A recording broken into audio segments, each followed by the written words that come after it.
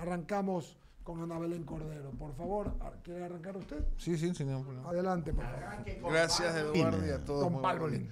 Asambleísta, muy buenos días. ¿Cómo le va, Ana Belén? ¿Cómo ha pasado? Talento de radio. No, si nos escucha bien. Pues, ¿cómo está? Buenos días. Un saludo a todos los radioescuchas. Gracias por la invitación.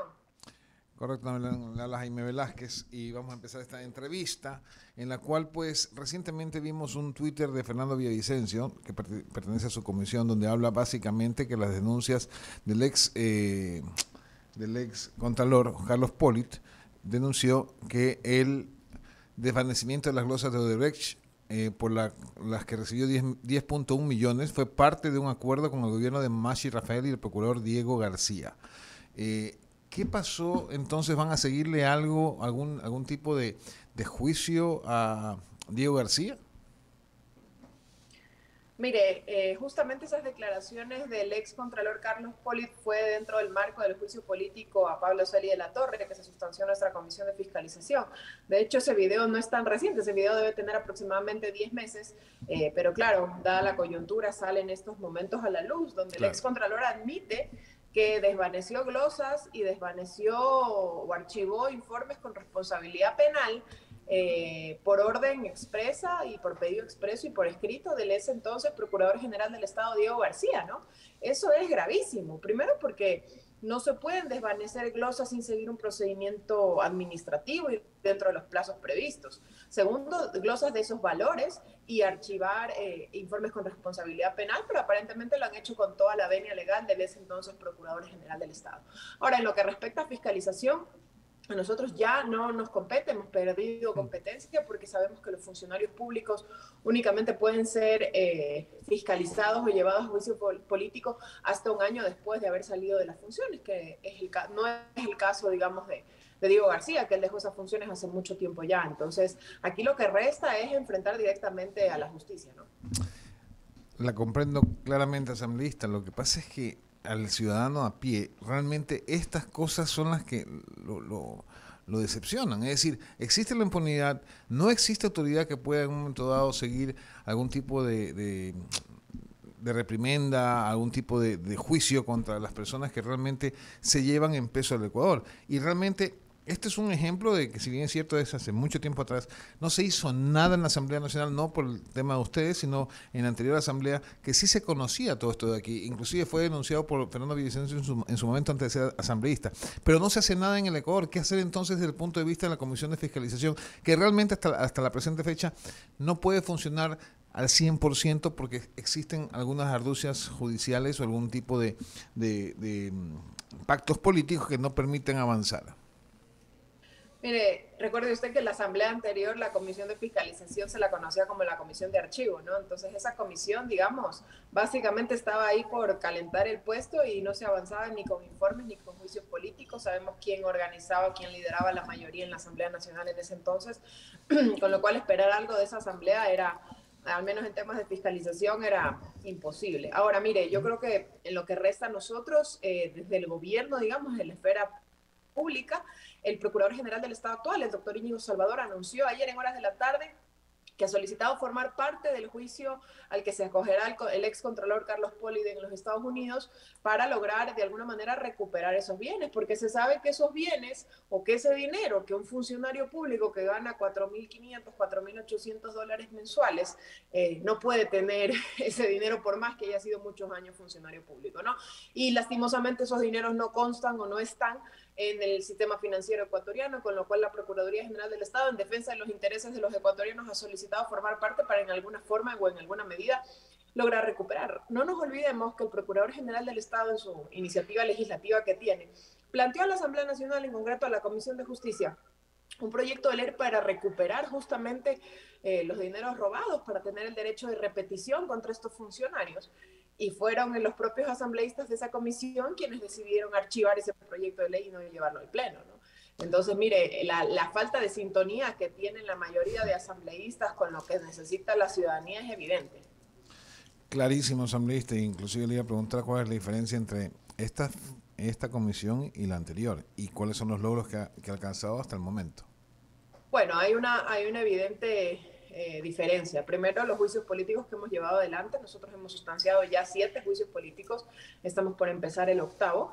Hemos llevado ya 5 casos de fiscalización, 2 desde mi despacho y 2 desde el asambleísta Villavicencio. Está por empezar el tercero, él, en el caso concreto, el caso Coca-Cola Sinclair, Petrochina, universidades emblemáticas, Flopec, los juicios políticos. Estamos, censuramos a un contralor hoy en la cárcel, censuramos también a un defensor del pueblo hoy en la cárcel, se destituyó a la superintendenta de bancos, etcétera, ¿no? Han habido procesos de fiscalización evidentes, han habido muchas comparecencias sobre distintos temas.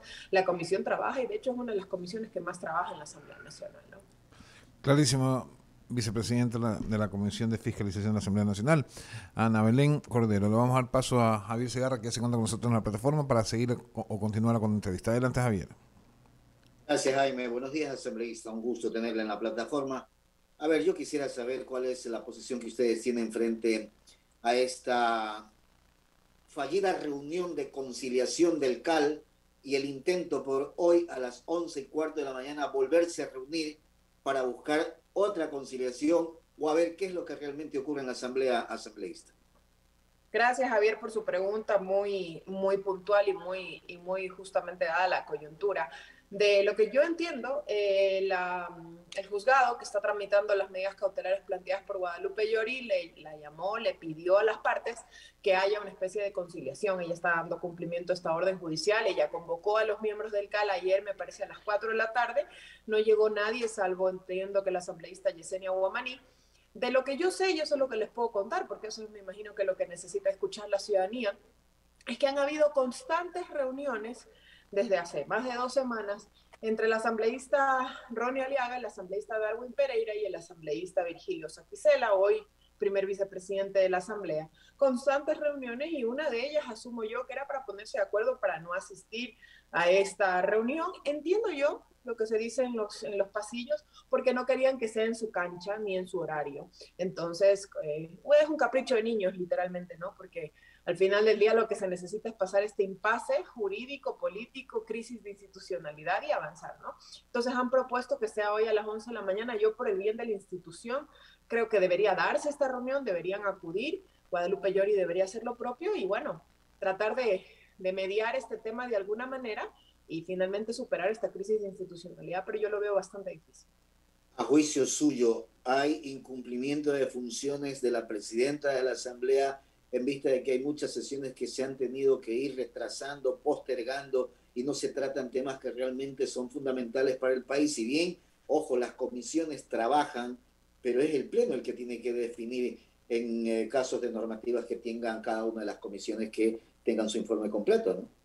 Mire, yo no estoy aquí para defender a Guadalupe Llori ni a ningún asambleísta. Creo que cada uno tiene que defender su propio trabajo, pero si usted me pregunta que si la gestión de la presidenta Llori como presidenta de la asamblea ha sido o ha de alguna manera incumplido funciones, yo no lo veo como tal. Si bien han habido sesiones que han tenido que ser postergadas, tanto por los altercados que han generado muchos asambleístas en el Pleno de la Asamblea Nacional, o han habido sesiones que han tenido que ser suspendidas, el orden del día en la Asamblea Nacional se trabaja o se establece en función de lo que el trabajo que llevan las comisiones. Y le pongo 2 ejemplos clarísimos.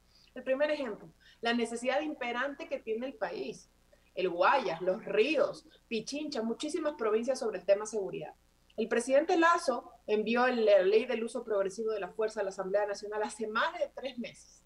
Y mire, la Comisión de Seguridad lleva casi 1 año y recién hasta hace pocos días envió al Pleno de la Asamblea Nacional el debate el informe para recién primer debate. Entonces, mire, Guadalupe Llori, por más que se pare de cabeza, si es que las comisiones no trabajan, no puede hacer mayor cosa. Otro tema, el tema de los jóvenes y el libre ingreso a la universidad. El presidente Lasso envió la reforma a la Ley de Educación Superior. Recién hoy se va a tratar el informe para primer debate con las reformas. Entonces, mire, yo creo que es cuestión también de hacer un mea culpa y hay una responsabilidad compartida entre las comisiones y su ausencia de trabajo. Recuerde usted que los primeros meses eran solo exhortos y desfile de autoridades en comparecencias, y también un mea culpa en cómo se conducen las sesiones en el Pleno, ¿no? Lo que reflejaría entonces que hay intereses de algunas bancadas políticas por el tema de ir con el juicio político al Consejo de Participación Ciudadana y Control Social, el haber desvanecido el juicio político al procurador. ¿Qué realmente ocurre en la Asamblea? Porque ¿en qué quedamos? Hay intereses de algunos sectores por ciertos temas, hay intereses de otros sectores de políticos representados en la Asamblea para sostener no sé qué. Mire, nosotros denunciamos como bancada oficialista hace varios meses, y lo ha hecho también Pachacuti y la Izquierda Democrática, que el Partido Social Cristiano y el correísmo tienen intereses evidentes en tener un pie en la presidencia de la Asamblea, como de hecho sí lo han evidenciado. Es Esteban Torres quien plantea la denuncia de incumplimiento contra Guadalupe Llori, y otro pie en el Consejo de Participación Ciudadana. Recuerde usted que ni bien se conformó una nueva mayoría en ese consejo, anunciaron los juicios políticos contra estas autoridades. Y mire, nosotros teníamos que haber sustanciado un juicio político al Procurador General del Estado, que aparentemente, según el correísmo, habría incumplido la ley o incumplido funciones. Y ahora se dan el lujo, no solamente de hacer de menos una figura jurídica de fiscalización como es el juicio político, sino de retirar las firmas, de archivarlo en la comisión. Se sienta un precedente nefasto, porque lo propio harán la próxima semana con el Consejo Nacional de la Judicatura, para tener que sustanciar al Consejo de Participación Ciudadana en los próximos 15 días. En definitiva, los intereses políticos están jugando por encima de los intereses de los ecuatorianos dentro de la Asamblea. Totalmente. Lo que le interesa al correísmo y al Partido Social Cristiano es poner un contralor 100 sobre 100, como tuvieron un excontralor, el contralor Poli, que sirva a sus intereses y no a los de la ciudadanía, y eso es lo que les interesa. Por eso quieren descabezar el Consejo de Participación Ciudadana. De mi parte, gracias, asambleísta. Ramiro Cepeda continúa en el panel. Ana Belén, buenos días. Una pregunta puntual. ¿Usted cree que la presidenta Llori tiene la capacidad, el talento y el talante para presidir la Asamblea Nacional? ¿Sí o no? Mire, yo creo en lo personal que no. ¿Sí? Para mí la presidenta Llori carece de ese talante. No creo que es una mala persona, creo que ha dado dentro de sus capacidades lo que está en sus manos. Sin embargo, creo que la conducción de la Asamblea Nacional demanda mucho más que solamente quizás conocer la ley orgánica de la función legislativa, demanda de acercarse a todos los sectores, porque como presidente de la Asamblea tiene que acercarse a todas las bancadas, extender la mano, extender acuerdos y lograr que no exista la crisis de institucionalidad que está viviendo el país en estos momentos. Entonces, concomitantemente a su respuesta e independientemente de los protervos intereses que puedan tener otros, la Asamblea demanda un cambio de autoridad. Unos tendrán el interés perverso de tomarse ciertas instituciones por asalto, lo cual cierta parte de la Asamblea debe impedir, pero otra parte debe procurar que la Asamblea tenga en su presidenta la capacidad de resolver, de ser el fiel de la balanza en el ejercicio del poder y tener la suficiente capacidad de gestión para poder resolver todo aquello que no han podido resolver. Encontrar este punto de encuentro que hoy por hoy se lo ve un poco difícil, dado el lenguaje que utilizan desde la presidencia de la República y desde la oposición, pero es importante, por el bien del país, encontrar un camino viable, porque si vamos viendo los intereses de cada cual, esto de aquí van a seguir entre acciones de protección, entre sesiones fallidas y entre sesiones de la Asamblea sin quórum, quién sabe por cuántos meses más, asambleísta. Totalmente de acuerdo con usted. De hecho, yo siempre he dicho, y no me cansaré de repetirlo, no estoy de acuerdo con que en los procesos políticos o parlamentarios se utilice la justicia, llámese acciones de protección, medidas cautelares, etcétera, para violentar esos procedimientos parlamentarios y viceversa. Tampoco violentar los procedimientos judiciales que están en marcha, creando comisiones de la verdad en la Asamblea Nacional para que revisen procesos judiciales, ¿no? Entonces, yo creo que hay que tener la misma argumentación de dos vías y también tratar de, por el bien del país y de la institución en la que se representa, en este caso presidencia y vicepresidencias de la Asamblea Nacional, superar esta crisis de institucionalidad. A la pregunta que me hizo Javier Segarra hace un momento, si es que la presidenta Guadalupe Llori debería acudir hoy al llamado a las 11 de la mañana, yo lo haría. Aunque me plantaron el día de ayer, yo lo haría hoy, por el bien de la Asamblea, por el bien del cargo al que represento y por tratar de superar esta crisis de institucionalidad que nos tiene en vilo a los otros 130 asambleístas de la Asamblea Nacional, ¿no? Correcto. Eduardo Mendoza. Está Ana Belén, es Eduardo Mendoza Paladines de aquí de I99 con mis compañeros en el programa Diálogo I99 FM. Consecuentemente, hace un momento hablamos con Natalia Arias también, todo el mundo y es importante saber el criterio, que lo que pregunta Ramiro respecto a la presidenta de la Asamblea.